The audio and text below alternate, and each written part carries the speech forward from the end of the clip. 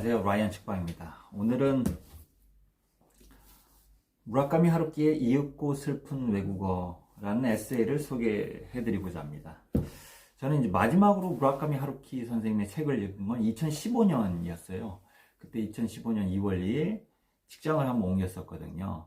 그러면서 뭔가 이렇게 리프레시를 하고 싶었던 것 같아요. 그래서 그 당시에 그때는 뭐 나름 유명했었던 1Q84라는 책을 읽었어요. 그래서 어떤 호흡을 한번 고르고 싶었었고요. 리프레시를 해보고 싶었어요. 총 3권으로 구성되어 있고 제법 이렇게 두껍습니다. 근데 이런 무라카미 하루키 선생님 책을 보면은 이 소설적 스토리, 그 다음에 이제 상상력 기반에서 일종의 이렇게 도약이라고 할까요? 퀀텀 점프처럼 갑자기 논리가 A에서 B로 가는데 그게 너무나 창의적이에요. 그래서 참 재밌다. 저는 이런 식으로 많이 보고 있었어요. 그래서 저는 무라카미 하루키 선생님의 책이 매우 매력적이다. 이런 느낌이 있습니다. 그런 면에서 2021년 시작하면서 좀 그동안 좀 약간 헤비한 글을 봤었다면은 좀 가벼운 느낌의 에세이를 한번 읽고 싶었어요. 그래서 찾아보게 된 책이 바로 이제 무라카미 하루키 선생님의 이윽고 슬픈 외국어라는 책입니다. 그리고 읽고 나서 다시 한번 그래, 이제 가벼운 에세이지만 공감 가는 부분도 있고 뭐 흥미로웠던 부분도 있었습니다. 그리고 글의 주요 내용은 무라카미 하루키 선생이 베스트셀러를 쓰고, 그러니까 뭐 노르웨이안 숲, 우리 한국어 제목으로는 상실의 시대로도 알려져 있죠. 그걸 쓰고 나서 한 6년 후에 미국 동부의 명문대학 프린스턴에 비지팅 스칼라 혹은 비지팅 렉처러, 그러니까 방문 교수, 방문 연구원 이런 자격으로 그 미국에 체류를 하게 되세요. 그러면서 겪었던 일화들, 뭐 이런 부분들이 이제 쓰여져 있습니다. 그래서 문화적 충돌이 좀 많이 나오고요. 그 다음에 미국 사람들이 당시 일본인을 어떻게 보는지. 사실 80년대 하면은 일본인이 거의 뭐 세계 최강 이런 느낌까지 갔었거든요. 혹시 아세요? 1980년대 글로벌 탑 10 기업에 일본 기업들이 너무나 많았어요. 그러니까 뭐 어쩌다 한 개, 글로벌 탑 100에 뭐 어쩌다 한두 개, 몇 개가 아니라요. 탑 10에 많은 수의 회사가 일본 회사였습니다. 그 정도로 일본이 강국이었거든요. 근데 1990년대 초반에 무라카미 하루키가 갔을 때 약간 이방인처럼 바라보게 되는 그런 느낌을 이제 그 책에서는 그리고 있습니다. 저는 이 책을 읽으면서 크게 한 3가지 포인트로 특히 와닿았어요. 첫 번째는 이제 외국에 살다 보니까 이제 언어에 대한 부분이 있었고요. 두 번째는 일종의 성공한 덕후 뭐 이런 느낌의 글이 하나 느껴졌습니다. 그리고 마지막으로는 뭐 이 책에서는 짧게 그려지지만요. 미국과 뭐 일본의 문화 차이뿐 아니라 미국 동부와 서부의 문화 차이, 이 부분이 저는 이제 좀 크게 와닿았어요. 그럼 이 3가지 포인트 한번 같이 논의드려 보도록 하겠습니다. 첫 번째 포인트는 저자는 이제 이 책에서 언어에 대한 이야기를 매우 자주 하게 됩니다. 예를 들어서 저자가 지은 베스트셀러 상실의 시대에서는 노르웨이의 숲이요. 거기서는 첫 장면이 이런 식으로 시작해요. 주인공인 와타나베가 30대 후반에 독일로 출장을 가면서 그 비행기 안에서 뭐 피로감을 느끼면서 갑자기 이제 20대를 회상하는 그런 내용이거든요. 대학교 때요. 근데 대학생의 와타나베는 항상 뭐 다른 뭐 주요 테마는 연애지만 틈만 나면은 독일어 공부하는 그런 내용이 나옵니다. 그 마지막 독일 출장을 간다고 말씀드렸잖아요. 그러니까 이렇게 언어 공부가 어떤 성인이 돼서 해외 출장을 가는 이런 모습이 어쩌면 무라카미 하루키가 그렸던 모습이 아닐까? 뭐 이런 생각이 듭니다. 그래서도 고백을 하지만 무라카미 하루키 선생은 이 언어 공부를 굉장히 좋아했던 것 같아요. 그래서 영어뿐 아니라 뭐 유럽에서도 살으셨죠. 그래서 이탈리아어, 그리스어, 그 다음에 그 북미에 살면서 중미 쪽으로 좀 여행도 하셨다고 그래요. 그래서 거기에 해당되는 언어도 공부한 걸로 나타납니다. 그래서 언어 학습 자체는 굉장히 즐겨 하셨던 것 같아요. 그게 이제 제가 느꼈던 한 포인트고요.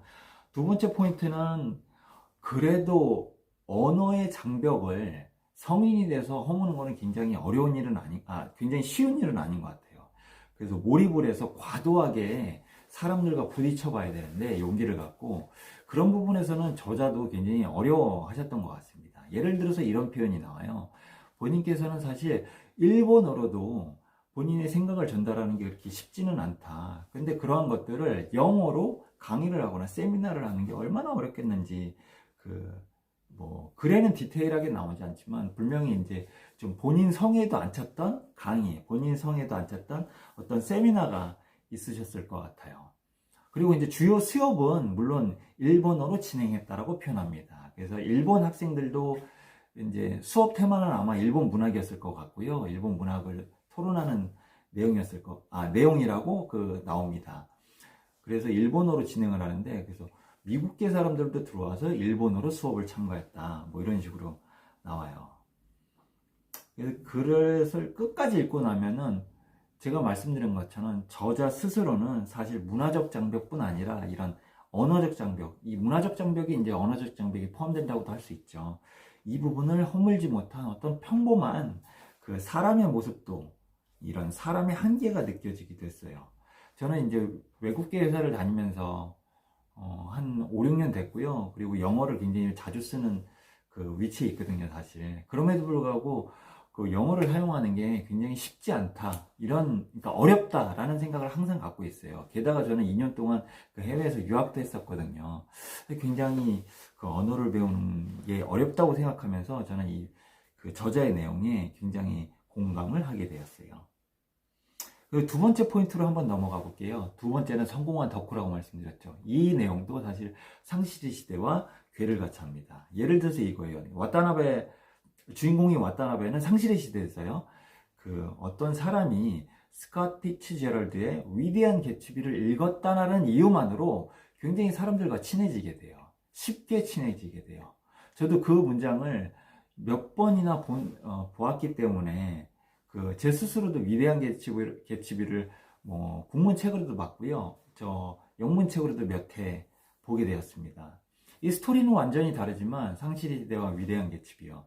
근데 사랑을 다루고 있고, 그 다음에 어쩐지 다 읽고 나면은 상실감? 그게 뭐였지? 라는 어떤 느낌을 받게 돼요. 허무함, 이런 부분이요. 그런 부분들이 아마 상실의 시대와 스캇 피츠제럴드의 위대한 개츠비와 어떤 서로 연관되어 있다는 느낌을 받게 돼요. 근데 여기에서 중요한 부분이 뭐냐면은, 하루키 선생이 프린스턴으로 갔다고 말씀드렸잖아요. 근데 거기에서 스캇 피츠제럴드의 손녀에게 식사 초대를 받게 됩니다. 성공한 덕후죠. 와, 드디어! 그러면서 아마 가셨겠죠. 그러면서 거기서도 나와요. 이제, 우리가 비슷하잖아요. 예를 들어서 외국 사람이 우리나라 문화를 본다 하면, 우리나라의 이제 트래디셔널한 컬처를 보는 거잖아요. 고전적인 문화를 보는 거잖아요. 만약에 서울에 오시면은 아마 고전적인 문화, 물론 경복궁이나 경희궁, 그 다음에 덕수궁, 이런 고전적인 부분도 있겠지만, 사실 현대에 들어서 우리만의 색깔을 찾기에는 서울에선 쉽지 않을 거예요. 서울은 도쿄, 서울은 런던과 크게 다르지 않을 것 같다는 느낌도 들어요. 그런데 만약에 우리가 외국 사람이 와서 시골로 여행을 가게 됐어요. 그러면 그 도시의 그 나라의 색깔을 좀 더 정확히 볼 수 있을 것 같거든요. 저도 한 10년도, 2009년도, 2008년도에 가족과 함께 이제 스코틀랜드를 한번 여행을 간 적이 있었어요. 잉글랜드에서요. 그래서 대략 한 7시간에서 8시간 이렇게 북쪽으로 계속 올라가는 경로였는데, 오가며 그 중간중간에 있는 시골 도시를 이제 한번 가게 됐었어요. 그러면 이제 식당에 들어가잖아요. 그러면 사람들이 다 같이 쳐다봅니다. 저 사람 뭐지? 저 가족들 뭐지? 왜냐면 거기는 그들만의 아는 사람들이 그 식당에 서로 오고, 어떻게 보면 작은 그 조직 문화 사회거든요. 근데 이방인이 와서 굉장히 놀라게 되는 거죠. 근데 이방인의 눈으로 봤을 때는 런던보다는 그런 시골에서 사람들을 봤을 때, 그런 시골의 사람들과 대화를 했을 때 좀 더 이국적인 문화를 느낄 수 있었던 것 같아요. 근데 무라카미 하루키 선생도 그 스캇 피츠제럴드의 손녀분께 이제 저녁 식사 초대를 받으면서, 그런 초대가 많았겠죠.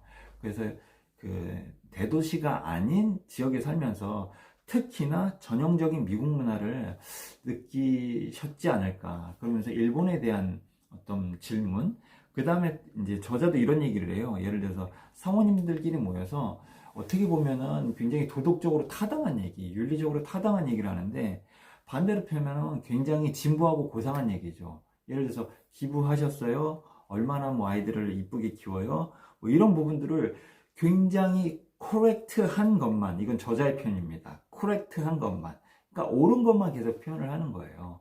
거기에서 마치 볼드모트를 이제 얘기하는 거는 우와 되게 그 도덕적으로 금기된 단어들을 꺼내는 거는 해리포터에서 볼드모트를 얘기하는 것과 비슷한 느낌의 뉘앙스를 받게 됐어요. 어쨌든 하루키 선생님은 스캇 피츠제럴드의 소녀를 보면서 어떤 성공한 덕후의 꿈을 이뤘다. 이게 이제 한 포인트였고요. 마지막은 이 책에서는 짧게 그려지고 있지만 이제 미국 서부와 동부의 차이예요. 프린스턴은 말씀드린 것처럼 미국 동부에 있는 명문대학입니다. 그러면서 미국 동부의 어떤 굉장히 이제 전통적인 문화 컬처를 이제 강조를 했었고요. 서부도 이제 가셔서 강연을 좀 하실 기회가 있었던 것 같아요. 서부는 이제 대표적으로 이제 샌프란시스코 해변가가 있을 수 있잖아요. 이 부분은 사실 방송에서도 종종 언급이 되죠. 문화적으로 좀 프리하다, 자유롭다 이런 부분이 있고요. 1994년임에도 불구하고 90년대 초반 중반임에도 불구하고 이런 표현이 나와요. 대학교 교수님들도 서부에 계신 분들은 반바지를 입고서도 그 사람들을 만나더라. 그러니까 요걸로 이런 문구로 서부의 문화를 표현하게 돼요. 많이 다르죠. 그런데 저는 여기서 무슨 생각이 들었냐면은 사실 그 반도체를 만들고 이랬던 분들 중에 한 분이 이제 존 바든이라는 분이 계시잖아요. 그분이 서부로 가서 어떤 회사를 하나 차리시죠. 서부로 가다가 그곳에서 정착해서 회사를 차리고 반도체 관련, IT 관련 계속 회사들이 그쪽으로 모이게 되죠. 그것이 오늘날의 실리콘밸리가 되거든요. 마크 주커버그도 페이스북을 만들 때 물론 본인은 동부의 하버드에서 공부를 했지만 서부로 이동해서 서부의 IT 문화에 매료돼서 거기에서 회사를 세우고 그 스타트업이 오늘날의 아주 메가 기업이 이제 돼 있습니다. 뭐 뿐만 아니라 너무나 많죠. 그 실리콘밸리는 오늘날 전 세계의 그 기술을 리딩하는 어떤 어떤 지역이 돼 버렸죠. 그렇죠? 근데 이런 부분들이 아마 저는 이제 inclusion and diversity, 그러니까 모든 문화를 서로 존중하고 그다음에 모든 문화를 흡수하기 때문에, 그러니까 아까 말씀드렸던 반바지를 입은 교수님의 문화적 수용이 가능했기 때문에 오늘날의 그 실리콘밸리를 만들지 않았을까 이런 생각도 들어요. 이제 무라카미 하루키 선생님은 동서부를 이렇게 서로 비교만 이제 하셨었는데요. 아마 이 책을 지은 후 지금 한 25년 정도가 좀 넘었어요. 지금 다시 동서부를 비교했을 때, 그 다음에 미국과 다른 나라를 비교했을 때, 그 다음에 일본의 90년대와 현재를 비교했을 때 어떤 느낌이실지 그런 부분도 사뭇 궁금해요. 그래서 이 책은 에세이라고 말씀드렸잖아요. 그래서 처음 말씀드린 것처럼 글 자체가 매우 가볍습니다. 그러니까 읽기에 어렵지 않습니다. 그래서 금요일 밤 퇴근하시고 이렇게 읽기에 서로 굉장히 부담 없는 책이에요. 그럼에도 불구하고 하루키의 전형적인 문체가 색채가 느껴지는 책입니다. 그래서 하루키를 좋아하신다? 그럼 한번 추천드리고 싶어요. 오늘 여기까지 이윽고 슬픔을 보고 정리 마무리하도록 하겠습니다. 감사합니다.